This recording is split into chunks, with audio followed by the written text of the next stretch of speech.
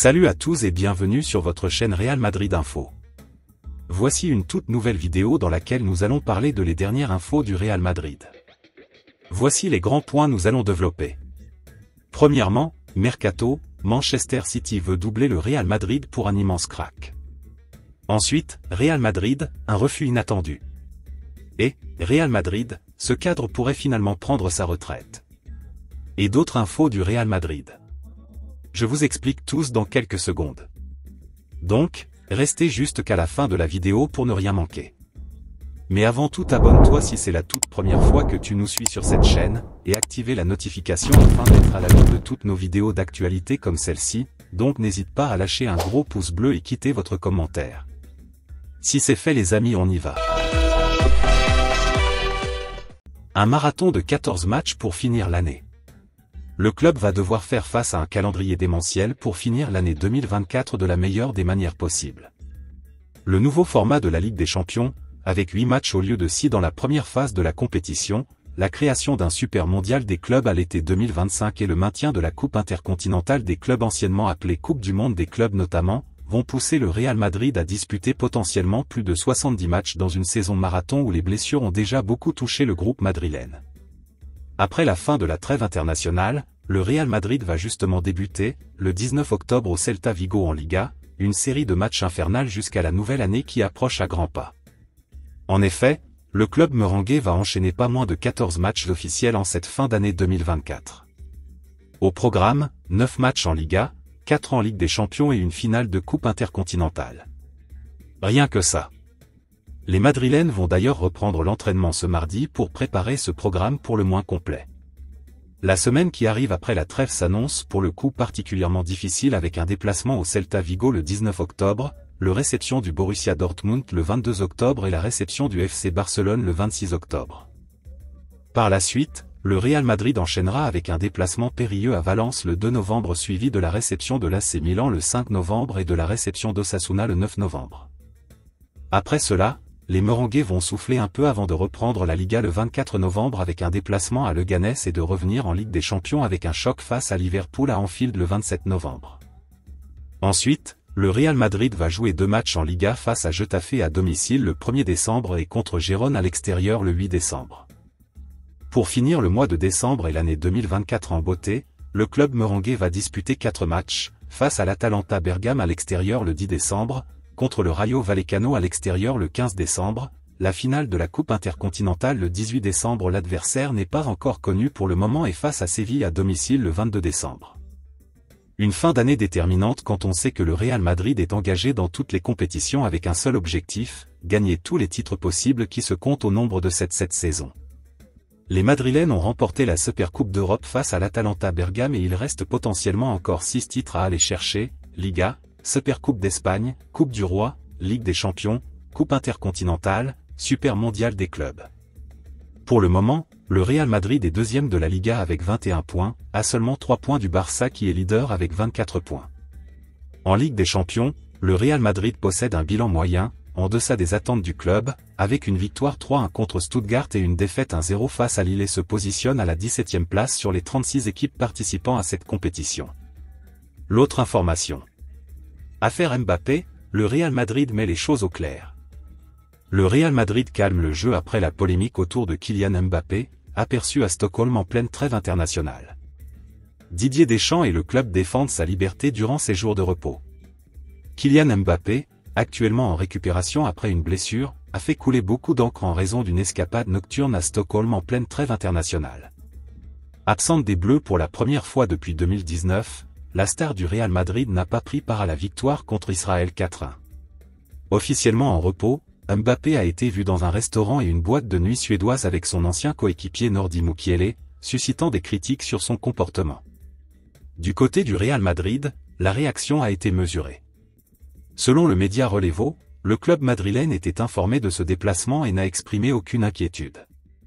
Le Real estime que chaque joueur est libre de faire ce qu'il souhaite lors de ses jours de repos.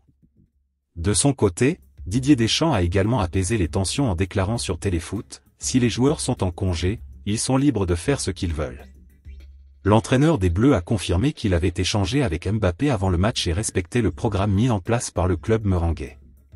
Pour l'instant, l'affaire semble close des deux côtés.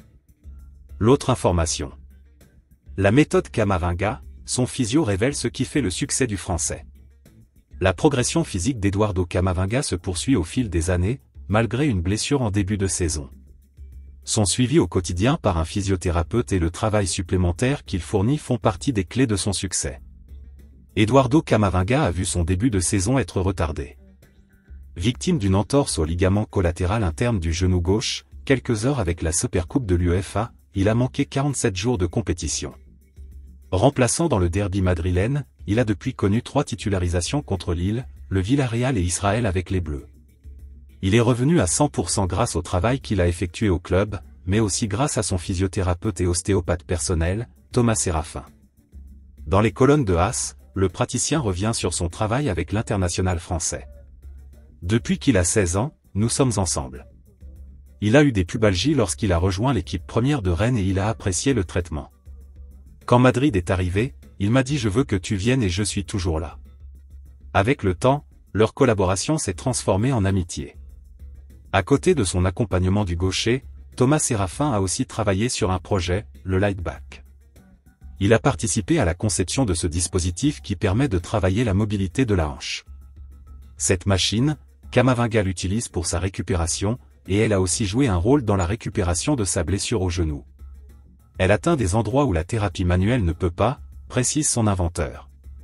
Il n'ose pas donner de date exacte, mais il estime que ce type d'exercice a réduit le temps de travail du milieu de terrain d'environ 2 semaines. Cela lui a surtout permis d'être affûté plus vite, sans réellement rendre sa convalescence plus courte. Il est au même niveau physique qu'avant, voire même plus haut d'après lui. Les blessures d'Eduardo sont liées à des traumatismes, des coups comme celui d'Aurélien Tchouaméni lors de l'entraînement à Varsovie. Le Français n'a pas de problème musculaire récurrent ou de fragilité. Il possède une équipe entière autour de lui, dont un nutritionniste, un cuisinier et un préparateur personnel, en plus de son physiothérapeute. Thomas Séraphin souligne sa bonne génétique, affirmant aussi que son éthique de travail lui permet de récupérer plus vite que les autres. Enfin, l'ami du Merengue souligne le travail effectué par le club, nous travaillons de manière complémentaire avec Pintus et son équipe.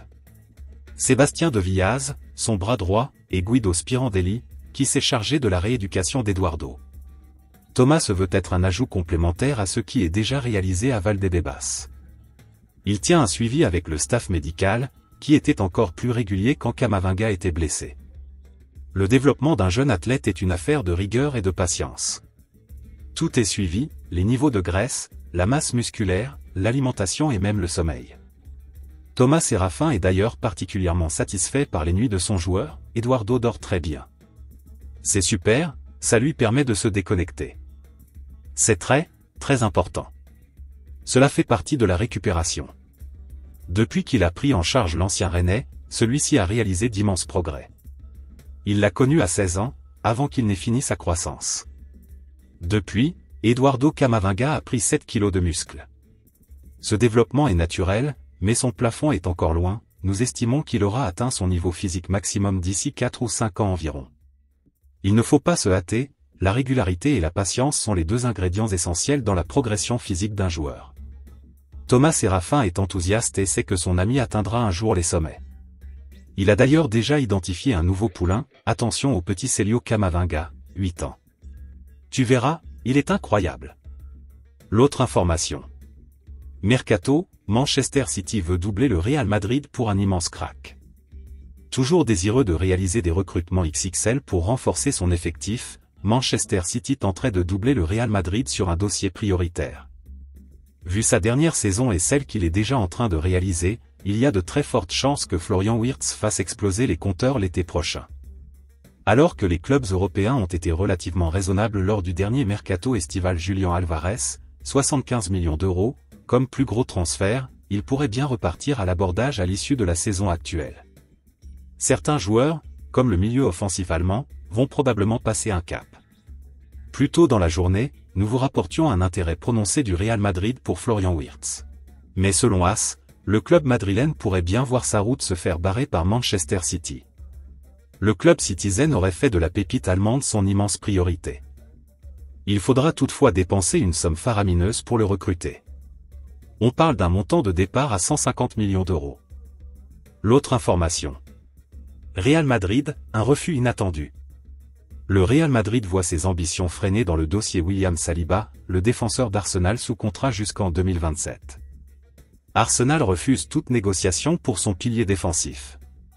Le Real Madrid essuie un revers dans sa quête de renfort défensif avec William Saliba, considéré comme l'un des meilleurs défenseurs centraux d'Europe. Selon le Daily Express, ni le joueur français ni Arsenal ne sont disposés à céder aux avances du club espagnol, Saliba étant sous contrat avec les Gunners jusqu'en 2027. Saliba, dont le partenariat avec Gabriel Magalhaes constitue un pilier du projet d'Arsenal en Premier League, est essentiel dans la quête du titre. Le Real Madrid, qui cherche à anticiper l'après Antonio Rudiger, voyait en Saliba une solution à long terme pour solidifier sa défense.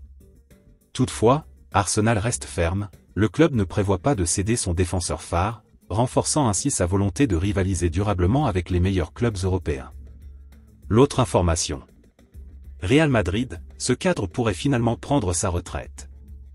Blessé depuis de longs mois, ce cadre pourrait ne jamais retrouver les terrains de football. Le Real Madrid a connu de nombreuses blessures la saison dernière. Des cadres et joueurs importants se sont retrouvés sur le banc de touche. Pourtant, les Merengues ont réussi à réaliser une saison historique avec un doublé Ligue des Champions. Cependant, même si la plupart des cadres ont pu être de retour pour les matchs cruciaux de fin de saison, l'un d'eux n'a pas pu rejouer, il s'agit de David Alaba. Dès son arrivée en 2021, David Alaba s'est révélé crucial pour le Real Madrid. En 2022, l'Autrichien a remporté la Ligue des Champions avec les Merengues, prouvant qu'il pouvait triompher ailleurs qu'au Bayern Munich. Que ce soit en tant que défenseur central ou latéral gauche, Alaba s'est imposé sous Carlo Ancelotti et est devenu un titulaire important de l'équipe. Cependant, le défenseur a été victime d'une blessure au ligament croisé en décembre 2023 et a dû déclarer forfait pour le reste de la saison. Alors qu'il est blessé depuis près d'une saison, son retour ne semble pas imminent. Sa situation serait même pire. En effet, d'après le média Onda Cero, on craint que David Alaba ne puisse pas revenir au football. Il souffrirait beaucoup après les séances d'entraînement en raison de la réduction du cartilage de son genou, provoquant un frottement entre les os. Seulement âgé de 32 ans, David Alaba montrait encore de belles choses au Real Madrid. Après avoir passé la majeure partie de sa carrière au Bayern Munich, où il s'était imposé comme l'un des meilleurs latéraux gauche au monde, l'Autrichien avait réussi son pari avec le Real Madrid. Cependant, cette blessure met un terme à sa bonne progression avec les Merengues. Sa récupération est longue, compliquée et surtout douloureuse pour David Alaba. Le défenseur madrilène pourrait ne jamais retrouver son niveau d'avant, et pourrait même jouer avec une douleur persistante. D'autres informations devront être publiées concernant le retour de Merengue, mais le joueur est toujours attendu par les fans.